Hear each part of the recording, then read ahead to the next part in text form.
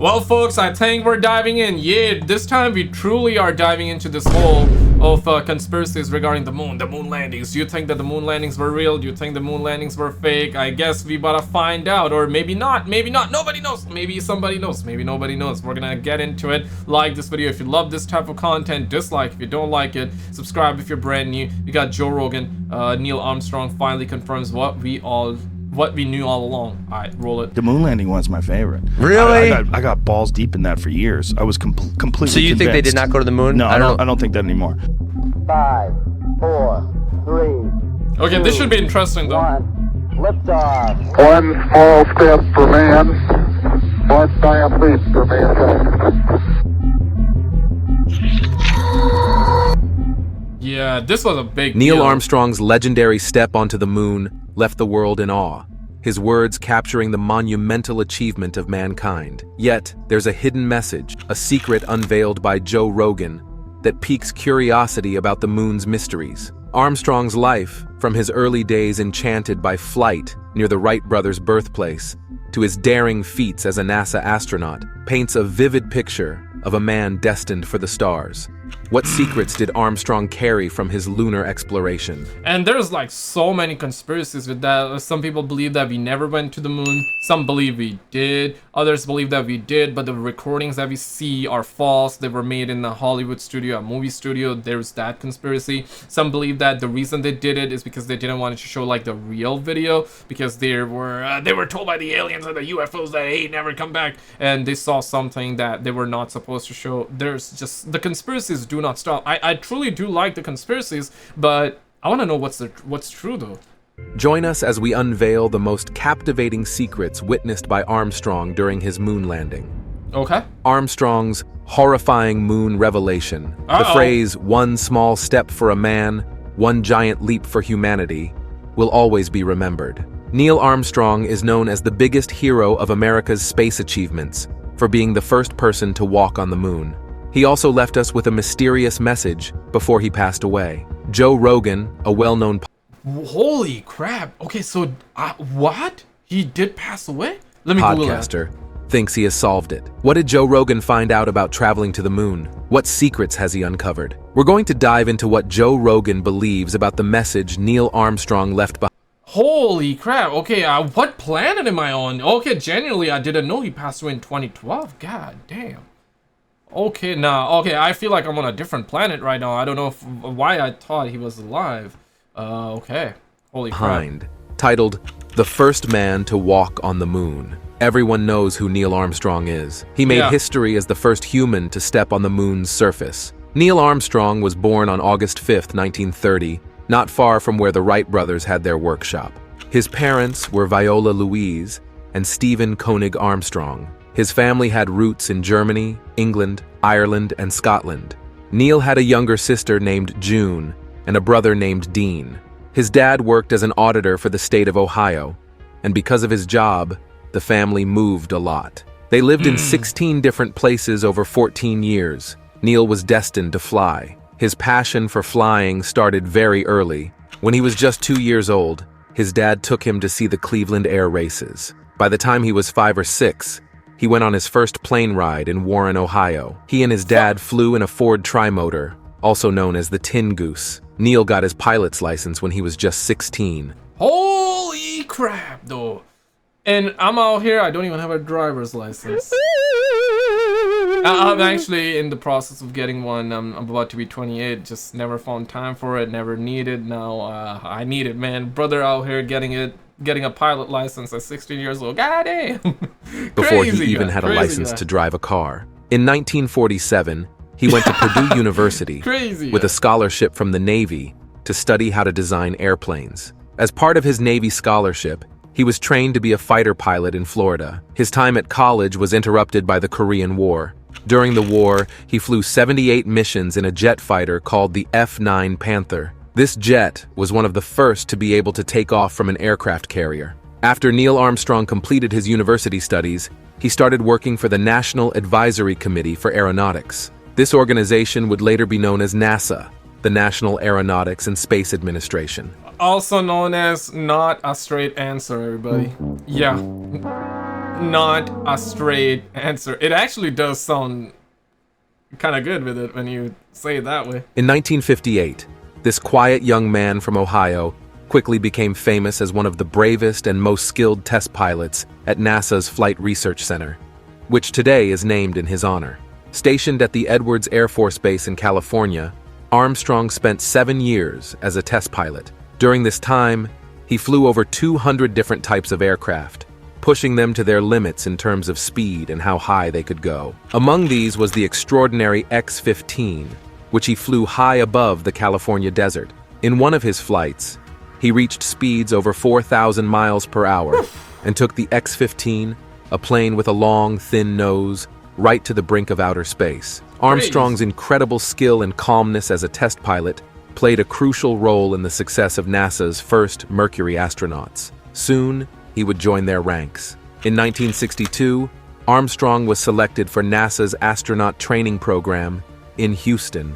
During this period, his personal life faced a tragedy when his wife Janet and his second child, a 2-year-old daughter named Karen, passed away from a brain tumor that couldn't be treated. To cope with his immense grief, Armstrong threw himself into his work, focusing on preparations for the Gemini program. This program was NASA's next step in their ambitious plan to reach the moon. I wonder, like, when they exactly started thinking about going to the moon, right? Because I believe the JF Kennedy was like, hey, we really need to, because I believe Russia was going to the moon, so it was like a race, right? Hey, man, we gotta be number one, too. We gotta be number one. We gotta be number one. So then they tried to, maybe they started in 66, or maybe before, let's... 1966, Armstrong was picked as the lead pilot for the Gemini 8 mission. This mission was notable because it was NASA's first attempt at docking 2 spacecraft in orbit, a maneuver fraught with danger and complexity. Armstrong and his co-pilot, David Scott, managed to successfully dock with an unmanned spacecraft. However, shortly after, their spacecraft started spinning out of control because of a broken thruster. Armstrong was able to regain control by using the re-entry control system, but they had to cut the mission short and make an emergency splashdown in the Pacific Ocean. It was a narrow escape, but Armstrong's quick thinking and calm demeanor saved them. Armstrong's most significant mission was still to come, one that would cement his place in history. He was appointed the commander of Apollo 11, the very first manned mission to land on the moon. How did humans manage to reach the moon? What challenges did they face on? Some believe space is also fake. Some believe that we never went to the moon. Yeah, it's one of those things, and I believe yeah, not even that. I believe there are a lot of videos debunking, right?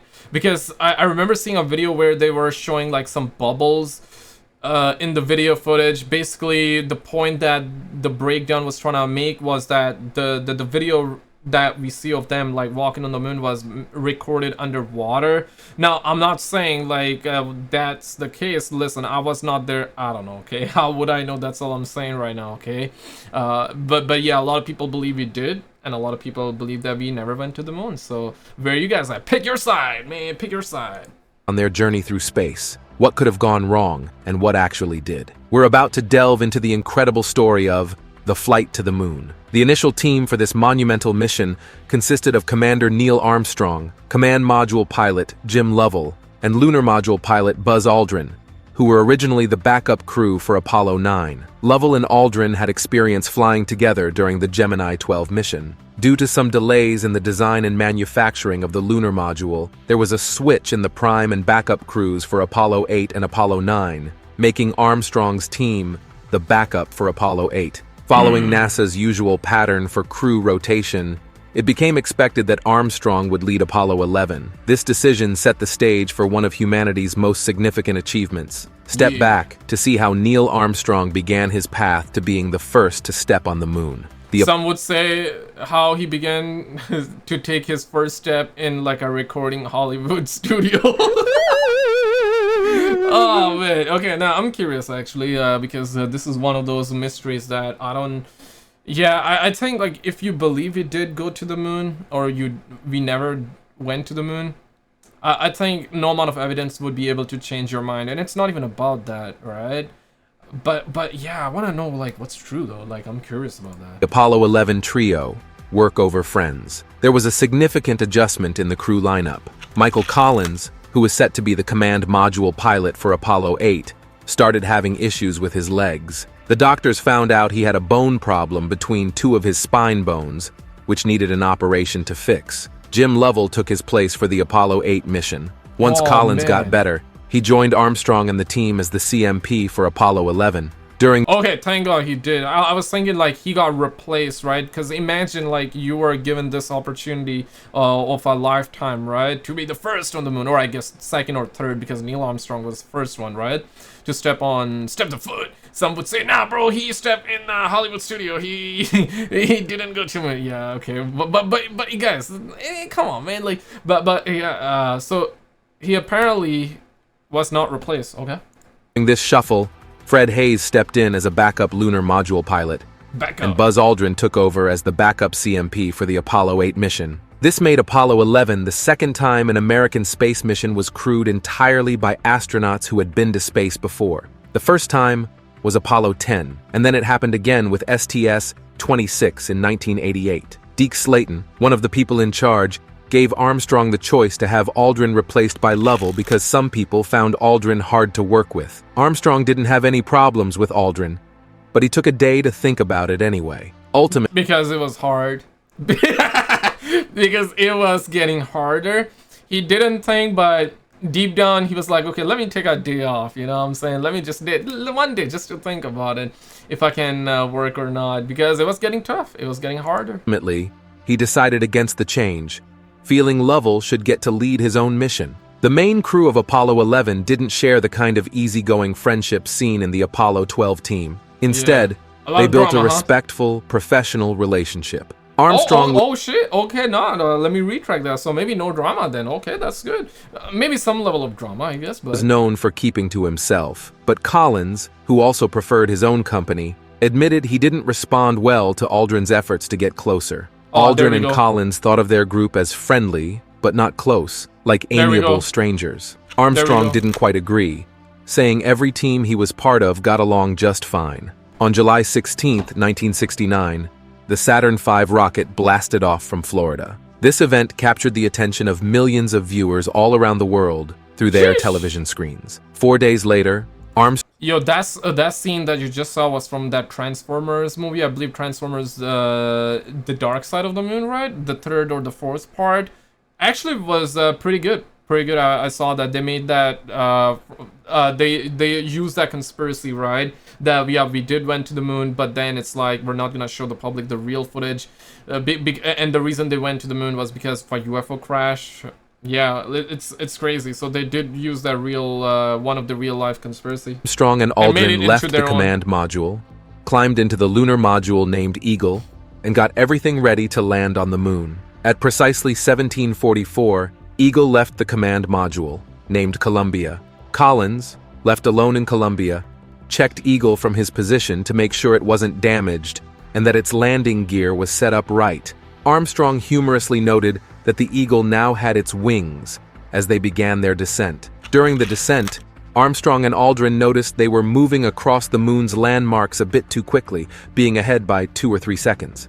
This meant they were going to land further west than planned, missing their intended landing spot by miles because they were traveling faster than expected. The issue might have been caused by maskins, areas on the moon's surface that have more mass and create stronger gravity, potentially changing Eagle's flight path. Gene Kranz, the flight director, guessed that the problem could have been due to extra air pressure inside the docking tunnel, or perhaps because of the way Eagle spun around. Just 5 minutes after they started lowering the lunar module towards the moon, and when they were about 6,000 feet up in the air, the crew faced their first big tech hiccup. The LM's brain, a computer, started beeping with warning signals, codes 1201 and 1202. 1201, 1202, what is that? I don't know. I don't know what's that. I'm gonna double check. Honey, what's 1201? Google that real quick. Oh, that's right, we didn't have Google back then. Yo, when was Google invented? Yeah, right? Like, imagine like something like that happens and you're like Googling that. These weren't simple beeps. They meant the computer was overwhelmed, trying to do too many things at once, and couldn't... Oh shit. Okay, so Google was invented September 4th, 1998. Oh yeah, that's crazy. That is crazy. Keep up. Back on Earth, in the control room, a computer expert named Jack Garman quickly figured out that it was still okay to keep going down to the moon. He told this to Steve Bales, the guidance officer, who then relayed the reassuring message to the astronauts. Margaret Hamilton, who was in charge of the Apollo flight computer programming back at the MIT lab, remembered that when Neil Armstrong glanced back outside, he saw a problem. The computer was aiming to land them in a risky spot filled with big rocks, right next to a huge crater 300 feet across, known as West Crater. Armstrong didn't stick to the plan.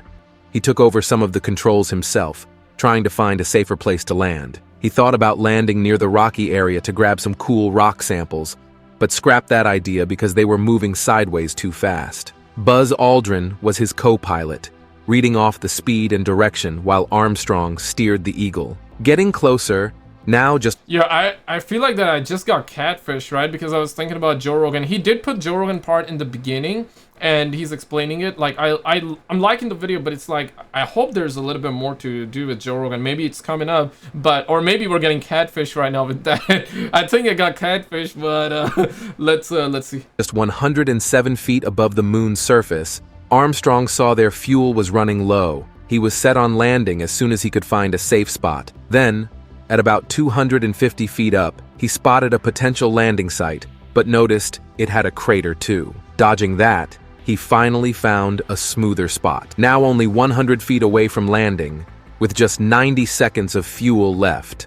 The dust flying up from the moon made it hard to see and judge how fast they were moving. However, Armstrong spotted some big rocks through the dust cloud and used them to gauge their speed. A signal light turned on, telling... Just put parking brakes on. Just like apply brakes. Just pump the brakes. Just pump the brakes. Aldrin that a long sensor hanging from the LM's foot had touched the moon's surface, hinting they were moments away from landing. Aldrin announced this contact light signal. Normally, Armstrong should have immediately turned off the engine to prevent any risk of explosion from the engine's exhaust bouncing back from the lunar ground. But in the heat of the moment, he forgot. 3 seconds later, they landed safely, and then Armstrong remembered to shut down the engine. Go further into Armstrong's moon adventure, where what we know gets tested. What will we find? Was the moon landing real? For Apollo 11's big moment. Yeah, here we go. Let's moment of truth, but even then it's like, whatever we hear, I don't think anybody would believe it like at face value, but... They had to use a special kind of TV technology that didn't work with the TVs everyone had at home. To show what was happening on the moon to people on Earth, they displayed the moon's footage on a special monitor, and then another TV camera filmed that monitor. It was like showing a video of a video, which made the picture a lot fuzzier. The signal first reached Earth at a place called Goldstone in... Yeah, that was kind of odd, right? That's kind of odd though. That's kind of odd, but okay, kind of makes sense. But still kind of makes sense because I guess the footage was being transferred to NASA, and NASA was like, okay, they're gonna record it and send it to like the TV, to the cable and everything like that. Maybe I'm thinking because. Yeah, back then it wasn't as easy as, hey, just get it on the PC and then you can use OBS to stream on stream everywhere, right? It wasn't like that back then. In the United States, but a station closer to Canberra in Australia, called Honeysuckle Creek Tracking Station, picked it up clearer. Not long after, they switched to an even better receiver, the Parkes Radio Telescope in Australia, which helped despite some tech hiccups and iffy weather. Black and white videos of the astronauts stepping onto the moon for the first time got sent back to Earth, and over 600 million people watched it live. They saved copies of this historic broadcast, but the very first, clearer version from the moon got lost over time because NASA reused the tapes for other things. When the astronauts came back to Earth, their capsule, Columbia, landed upside down in the ocean. Luckily, it was flipped back the right way in 10 minutes, thanks to some airbags they activated. Then, a diver from a hovering Navy helicopter hooked up a sea anchor to keep it from floating away. Other divers put on extra floaties to make sure it stayed stable in the water, and set up rafts so the astronauts could get out safely. On August 13th, the astronauts were treated like heroes in parades in New York and Chicago, where around 6 million people cheered for them. That night in Los Angeles, there was a fancy dinner to celebrate their journey, with important guests like members of Congress, 44 state governors, 2 chief justices, and ambassadors from 83 countries, all at the Century Plaza Hotel. President Nixon and Vice President Agnew gave each astronaut the Presidential Medal of Freedom as a special honor. On September 16, 1969, the astronauts talked to both parts of Congress. They brought 2 American flags with them, one for the House of Representatives and one for the Senate, which they had taken all the way to the moon and back. The flag from American Samoa that went to the moon is now in a museum in Pago Pago, the capital of American Samoa. This kicked off a 38-day trip around the world where they visited 22 countries, met lots of leaders, and shared their story. Their globe-trotting tour kicked off in Mexico City and wrapped up in Tokyo. Okay, so this is a map, right? So they went to Washington, Houston, Bogota, Brasilia. So I suppose, like, yeah, Bombay, that's India. So literally, like, all the bigger cities, Amsterdam, London, all the bigger cities. The city, yeah, okay, makes sense. Tokyo, Seoul, Bangkok, Perth, Sydney, Tehran, Berlin, West Berlin, Oslo, Rome, Madrid, Paris, Brussels. Yeah, all the bigger cities. Along the way, they stopped in cities like Bogota, Buenos Aires, Rio de Janeiro, across the Canary Islands, through Europe in places... Ow! We got Joe Rogan there. Okay, this is the part I wanted to see. And instead, a staged event has been a topic in Tokyo and Honolulu to people around the world. The idea that the moon landing in 1969 was not real, and instead a staged event, has been a topic of debate for years. One of the people who has discussed this theory is Joe Rogan, a well-known podcaster. Rogan has talked about how, in the footage of the moon landing, the United States flag seems to wave, as if it's flapping in the wind. However, since there's no air on the moon to cause wind, this raised questions for him. Some people think that to make the flag look like it was moving, it was set up with a wire frame, and possibly even a fan, to create movement, all while being filmed somewhere on Earth, instead of the moon. This idea suggests that NASA planned this elaborate scheme. I also, if I'm not mistaken, like I was saying earlier on in the video, I've seen like a breakdown, but it's been so long that I've seen a breakdown video where there were like some bubbles, and basically the point of that video was that this was recorded underwater. This is why they were able to like jump and float and all that. Yeah, but it has been so long. Maybe my memory is foggier than Snoop Dogg's bathroom right now. I guess it literally is. To trick everyone into believing the United States had won the space race against the Soviet Union, which was a big deal at that time. The space race was essentially a competition between the two countries to prove who was more advanced in space exploration. Following this line of thought, some speculate that Neil Armstrong's decision to leave NASA might have been related to the controversy surrounding the moon landing. Adding to the intrigue, a former employee from Rocketdyne, the company responsible for constructing the engine casing of the Saturn V rockets, claimed to have insider knowledge that the moon landing was indeed a fabrication. This employee argued that the flag seen in the moon landing footage was just one piece of evidence among many that the event was staged. Joe Rogan isn't alone in his skepticism. Other conspiracy theorists also doubt the authenticity of the moon landing, arguing that the United States staged the entire mission to claim victory in the space race against the... Man, that would be absolutely insane. Like, if these suckers actually did fake all that, it's like, what's the word? Participation ribbons. Like, yeah, participation ribbon, right? That you would get in class for that. Yeah, what are the odds they actually did that? I know a lot of people believe it's fake. A lot of people also believe it's real. So I don't think this part alone is gonna convince whether they did go or not to anybody, but...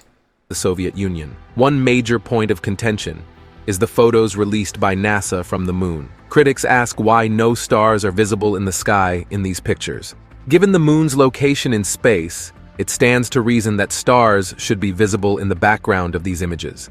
Additionally, in one of the iconic photos from the moon landing, where Buzz Aldrin is featured, Neil Armstrong can be seen reflected in Aldrin's helmet visor. Some observant skeptics have pointed out that Armstrong doesn't appear to be holding a camera, leading to questions about who exactly took the photo. According to official records, Only Armstrong and Aldrin were on the moon during the landing, which has led to further speculation and doubts about the legitimacy of the moon landing narrative presented by NASA and the United States government. Jump into the whirlpool of mysteries and talks that circle one of our biggest space trips. What's hidden? Why did Armstrong stay silent? When we look at photos taken during the moon landing, we notice that we can see things that are in the dark. Some people don't believe this should be possible if the sun was the only light source. They think this means there must have been extra lights, like the ones used in movie making, to light up these areas. A well-known picture from the moon has a small rock that seems to have the letter C on it. To some, this looks like a mistake someone made while setting up a fake scene, as if that rock was a prop marked by someone and accidentally left that way for the camera. Yeah, while they were like recording and whatnot. But I wonder, okay, let's just for a second believe that it was shot in a Hollywood studio, right? Let's just believe that for a second. Did we had like whistleblowers, like people, I would like to believe that if they really did fake this, there were some people like filming it, and if they were really there filming it, of course this was top secret, and they would have tried, or absolutely try to keep everybody like shut up, like, hey, don't ever talk about this, right? It's yeah, life or death kind of situation, right? If you speak, they probably were threatened or something, right? I would like to just believe that, but still, even then, if they were really at a Hollywood studio making this, there's gotta be, if they were on a set, there were a lot of people working on this, props, set as a whole, cameraman and all that, light. It would require a lot of people to come together and work on this one, right? So I suppose at least one of them would have to come out and leak it. But if somebody was to come out and leak it, I know I'm about to contradict myself. Even if somebody was to come out and say they were on a Hollywood set, faking like all this, and they saw them, the United States of the government, United States of America's government, faking all of this. Even if a whistleblower came out, it's like one of those things. They probably would not have any proof, though, right?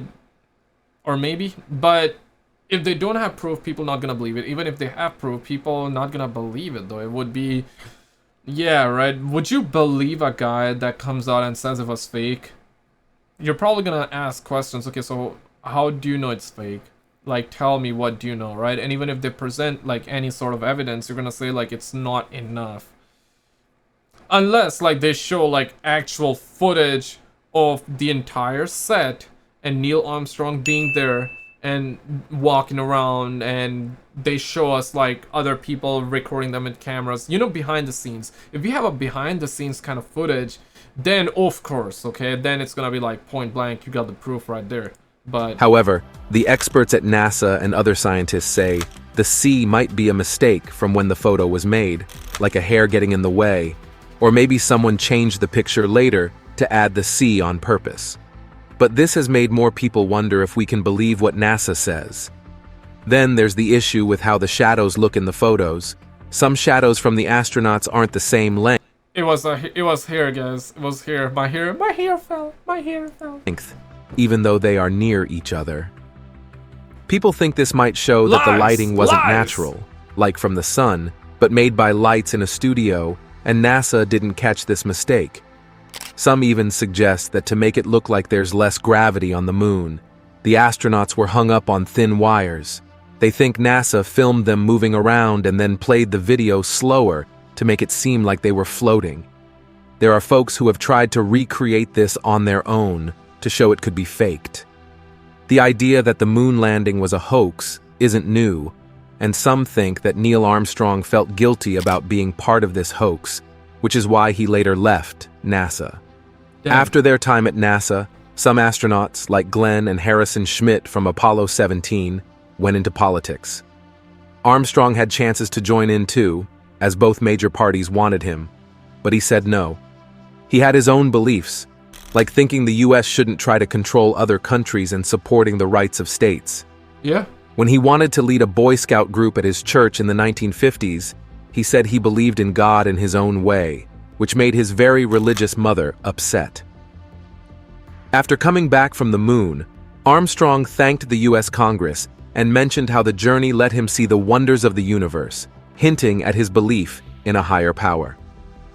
Back in the early 1980s, a story spread saying that Neil Armstrong had become a Muslim. This rumor started because some people thought he heard the Muslim call to prayer while he was on the moon. An Indonesian singer, Suhaimi, even made a song about it called Gema Suara Adzan di Bulan, which means the resonant sound of the call to prayer on the moon. This song and the story got a lot of attention in Jakarta in 1983, and similar rumors popped up in Egypt and Malaysia too. Because of all this talk, the US government had to step in. In March 1983, they sent out a message to their offices in Muslim countries to clear things up, saying Armstrong had not changed his religion. This mix-up didn't go away quickly, and kept coming up for about 30 years. Part of why this rumor seemed believable to some was because Neil Armstrong lived in a place called Lebanon in Ohio, which has the same name as a country in the Middle East where lots of people are Muslim. Yeah. Apart from all this, Armstrong had a big passion for flying, especially gliders. He loved flying so much that he got a special award from the International Gliding Commission. I guess we'll never really find out if this was real or not, unless we see like a true behind the scenes footage. But I guess even then you won't believe it, because it's like, it's one of those things, right? What if somebody were to recreate a set completely from scratch, right? And they just filmed that and be like, yeah, look at us, right? Like, yeah, bro, they faked it, bro. They faked it. I got the behind the scenes footage. Yeah, this is Neil Armstrong. Meanwhile, it's not. Right? Yeah, man, it's one of the world's greatest mystery. But guys, check out this video on the screen. Recently, we've done like another conspiracy, and in this one, you're gonna see a bunch of different clips. They're talking about going to the dark side of the moon. Yeah, I think, yeah, it's kind of linked with it, so check it out. I think you're gonna like it. On the left, we got another video here, so check out both of these videos, and I'll see you right